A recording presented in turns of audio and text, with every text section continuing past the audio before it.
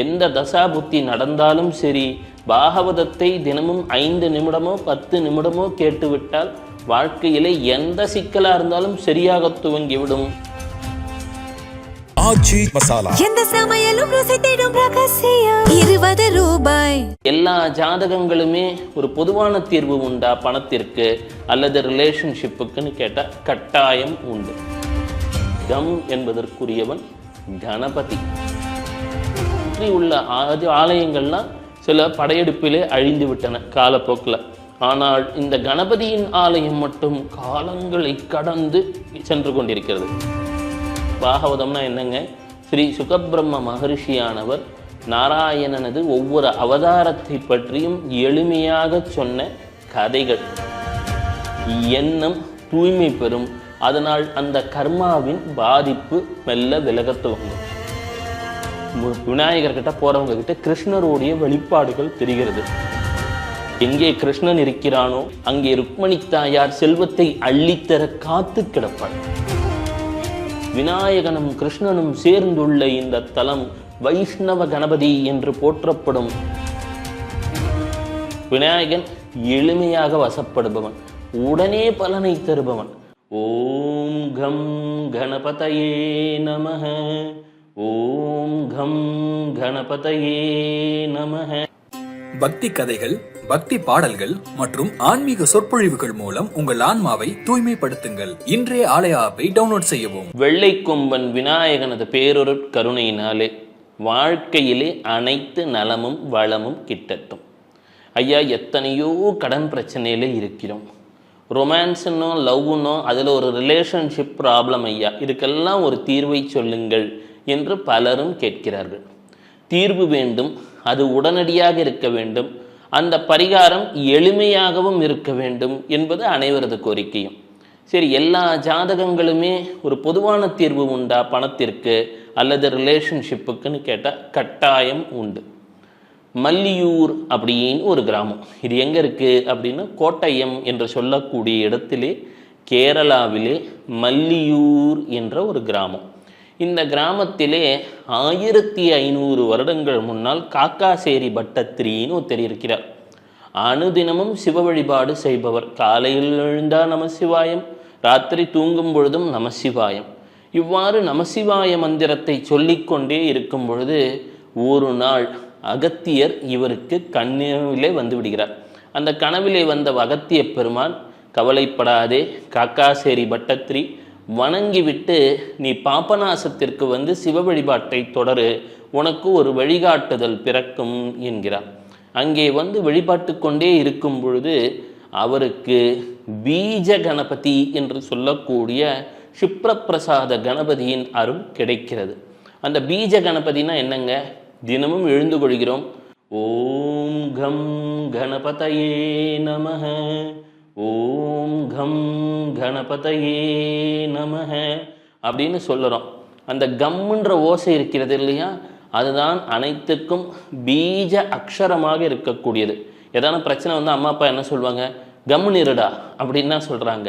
அந்த கம்முன்னு இருடா அப்படின்னா அந்த கம் என்பதற்குரியவன் கணபதி. இந்த கம் என்ற சப்தம்தான் நம் மூலாதாரத்திலே குண்டலினி சக்கரத்திலே குண்ட சக்கரம் என்று சொல்லக்கூடிய நிலையிலே கணபதியாக விற்றிருந்து நம்மை வழிநடத்தக்கூடியது. நாம் ஸ்பிரிச்சுவல் ஜிபிஎஸ் அப்படின்னு சொல்லலாம். நீங்கள் எங்கே சென்றாலும் உங்கள் வண்டியிலே எங்கே செல்ல வேண்டும் என்ற உங்கள் இலக்கை ஒரு பொருள் தீர்மானிக்கிறது. Global positioning system. அதுபோல் இது காட் பொசிஷனிங் சிஸ்டம்னு கூட சொல்லலாம்.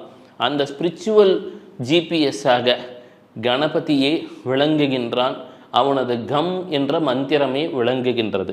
இந்த கம் என்ற மந்திரம் பீஜாட்சர கணபதியாக, க்ஷிப்ரபிரசாத கணபதியாக, க்ஷிப்ரம் என்றால் உடனடியாக பலன் தரணும், அது போன்ற கணபதியாக இந்த காக்காசேரி பட்டத்திரி அவர்களின் அருளாலே மல்லிசேரி என்ற கிராமத்திலே அங்கே ஸ்தாபிதம் செய்யப்படுகிறது.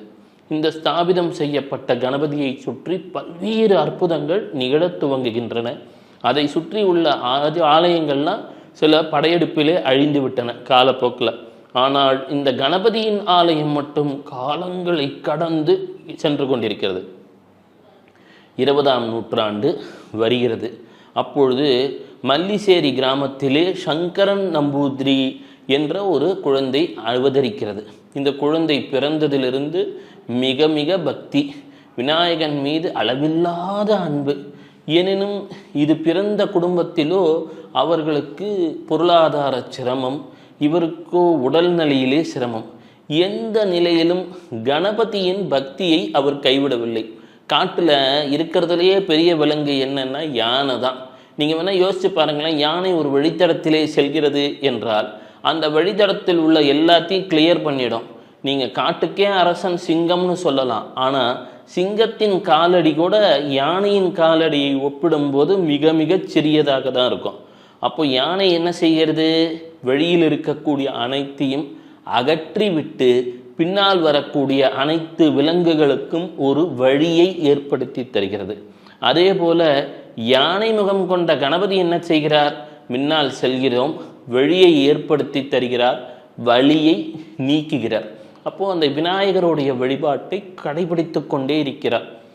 எனினும் அந்த வழிபாடுகள் இருந்தாலும் பொருளாதார தட்டுப்பாடும் உடல் பிரச்சனைகளும் சென்று கொண்டே இருக்கிறதே என்று ஒரு நாள் கவலையில் இருக்கும் பொழுது அவரது அம்மா சொல்கிறார், மகனே வருந்தாதே, குருவாயூர் செல், அங்கே ஒரு பெரியவர் இருக்கிறார், அந்த சித்தரிடம் சென்று ஒரு வழிகாட்டுதலை கேள் என்கிறார்.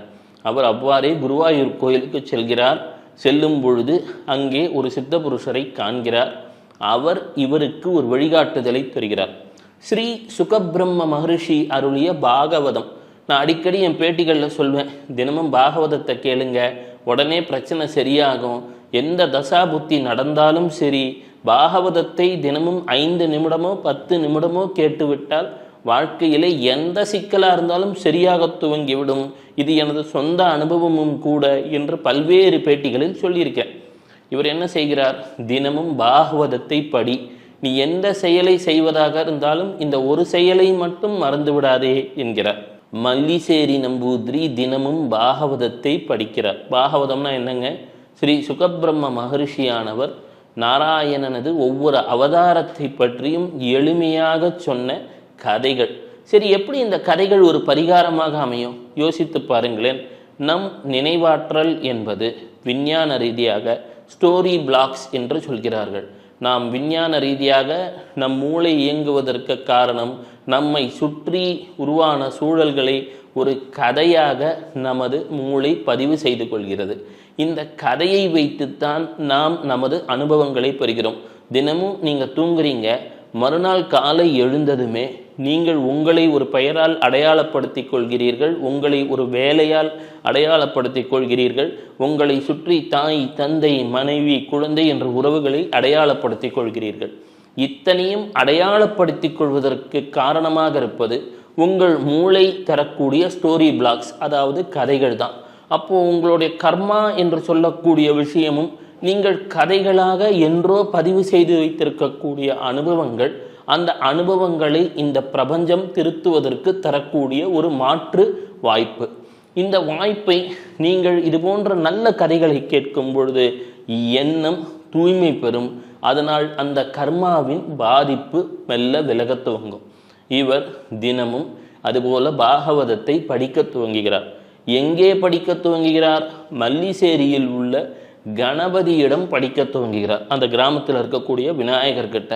அந்த விநாயகரை சுற்றி பல்வேறு அற்புதங்கள் நிகழத் துவங்குகிறது. மல்லிசேரி என்று சொல்லக்கூடிய கிராமம் புகழ் பெறுகிறது. சங்கரன் நம்பூதிரி சொல்றார், ஐயா என்னை புகழ்படுத்த வேண்டாம், எனக்கு பெருமை வேண்டாம், என்னை அதிகம் அடையாளப்படுத்தாதீங்கன்றார்.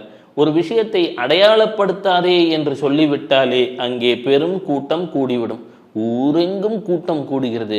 மல்லிசேரி கிராமமே ஆங்காங்கே அனைவரும் விநாயகனை காணுவதற்காக, அந்த தும்பிக்கையானை போற்றுவதற்காக தேடி வருகிறார்கள். ஆங்காங்கே அவருக்கு அருகம்புல்லால் நெய்வேத்தியம், ஆங்காங்கே வன்னிமர இலைகளால் அர்ச்சனை, எங்கும் அவருக்கு பிரார்த்தனை. விநாயகன் எளிமையாக வசப்படுபவன், உடனே பலனை தருபவன், வாழ்க்கையிலே பலருக்கும் முன்னேற்றம். மல்லிசேரி கணபதி தினமும் அங்கே பாகவதம் படிப்பதை நிறுத்தவே இல்லை. 2500 முறை முழுவதுமாக பாகவதத்தை சப்தாகமம் என்ற முறையிலே சொல்லிவிடுகிறார். பல்வேறு சித்துக்கள் கைவரப்பட்டு விட்டன. இதெல்லாம் நடந்ததும் அங்கே விநாயகர்கிட்ட போறவங்க கிட்ட கிருஷ்ணருடைய வெளிப்பாடுகள் தெரிகிறது. என்னங்கய்யா அற்புதமா இருக்கு, விநாயகனை பார்க்க போறோம், அங்க மடியிலே கிருஷ்ணர் இருப்பதாக நாங்கள் உணர்கிறோமே என்றெல்லாம் தேவ பிரசன்னம் என்ற வகையிலே பிரசன்னத்தை பார்க்கிறார்கள். தேவ பிரசன்னத்தில் வருகிறது, ஐயா அந்த விநாயகனது மடியிலே கிருஷ்ணன் குழந்தையாக இங்கே பாகவதம் சொல்வதை கேட்டுக்கொண்டிருக்கிறான். விநாயகனும் அங்கே மகிழ்ந்திருக்கிறான். விநாயகனும் கிருஷ்ணனும் சேர்ந்துள்ள இந்த தலம் வைஷ்ணவ கணபதி என்று போற்றப்படும். இந்த வைஷ்ணவ கணபதியை யார் ஒருவர் நினைத்தாலும் வாழ்க்கையிலே வளம் பெருகும், பொருளாதார நலம் பெருகும், எல்லா நன்மையும் கிடைக்கும்ன்றாங்க.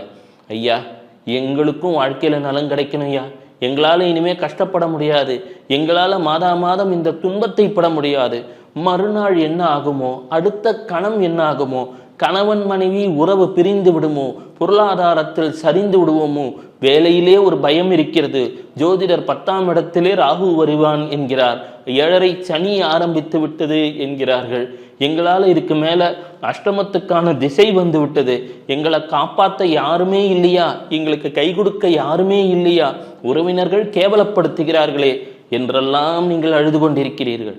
உங்கள் மனக்குறை எனக்கு புரிகிறது. மல்லியூர் என்று கூகுள் செய்யுங்கள், மல்லியூர் கணபதி என்று கூகுள் செய்யுங்கள், ஒரு புகைப்படம் இருக்கும். அந்த புகைப்படத்துல விநாயகர் அப்படி உட்கார்ந்திருப்பார். விநாயகரோட கருணை கேட்ட உடனே வியாசனுக்கு மகாபாரதத்தை எழுத தன் கொம்பை உடைத்து எழுத கொடுத்தவர் தருண கணபதி. தருணத்தில் உதவுபவர். அவன் தருணத்தில் உதவினாதான் உங்களை காப்பாற்ற முடியும். அதே போல தருணத்தில் உதவுபவர். அந்த கணபதியை நினைத்து அவரது புகைப்படத்தை தரவிறக்கம் செய்து கொள்ளுங்கள். அருகிலே மடியிலே கிருஷ்ணன் இருப்பான். கிருஷ்ணனோ குழந்தை. எங்கே கிருஷ்ணன் இருக்கிறானோ அங்கே ருக்மணி தாயார் செல்வத்தை அள்ளித்தர காத்து கிடப்பாள். உங்களுக்கு தெரிஞ்ச கிருஷ்ணர் பாட்டை ஒளிபரப்புங்க, உங்களுக்கு தெரிஞ்ச விநாயகர் பாட்டை ஒளிபரப்புங்க. தினமும் கிருஷ்ணா விநாயகா காப்பாத்து, எங்களுக்கு ஒரு பொருளாதார மேன்மையைத்தா, எங்கள் வாழ்க்கையிலே ஒரு வெற்றியைத்தா என்று கேட்க துவங்குங்கள். இந்த புகைப்படத்துக்கு அருகிலே பாகவதம் இருக்கும். உங்களுக்கு எந்த மொழி பிடிக்குமோ, எந்த மொழி புரியுமோ அந்த மொழியிலே பாகவதத்தை அங்கே தினமும் 5 நிமிடம் ஒளிபரப்புங்கள். நான் சொல்லுவதை போல வாழ்க்கை முழுவதும் இறைவனை வழிபட வேண்டும் என்று நான் சொல்லவில்லை. தினமும் ஒரு 10 வினாடி 10 நிமிடம் இறை பிரார்த்தனையை துவங்குங்கள். பெரும் மாற்றம், முன்னேற்றம், ஏற்றம் வந்துவிடும். இது ஏதோ விளையாட்டுக்காக சொல்றேன்னு நினைக்காதீங்க. ஏதோ ஒரு புண்ணியம் இருக்கவே தான் இந்த நிமிடத்திலே நீங்கள் இதை கேட்டுக்கொண்டிருக்கிறீர்கள். மல்லியூர் கணபதி என்று கூகுள் செய்யுங்கள். புகைப்படம் வரும். விநாயகன் இருப்பான், மடியிலே குழந்தை கண்ணன் இருப்பான். தினமும் அவர்களுக்கு தெரிந்த பிரார்த்தனையை செய்யுங்கள். வாழ்க்கை வசந்தமாகும், வளமாகும், நலமாகும். நீங்களே ஒரு 48 நாளுக்கு பிறகு ஐயா எங்கள் வாழ்க்கையில் ஒரு நன்மை வந்து விட்டது, இனி வாழ்க்கையில் மகிழ்ச்சி பொங்குகிறது என்று சொல்லப் போகிறீர்கள். நாங்களும் கேட்கத்தான் போகிறோம். சிவ சிவ. ஆச்சி மசாலா. எந்த சமையலும் ருசி தேடும் ரகசியம் 20 ரூபாய். பக்தி கதைகள், பக்தி பாடல்கள் மற்றும் ஆன்மீக சொற்பொழிவுகள் மூலம் உங்கள் ஆன்மாவை தூய்மைப்படுத்துங்கள். இன்றைய ஆலய ஆப்பை டவுன்லோட் செய்யவும்.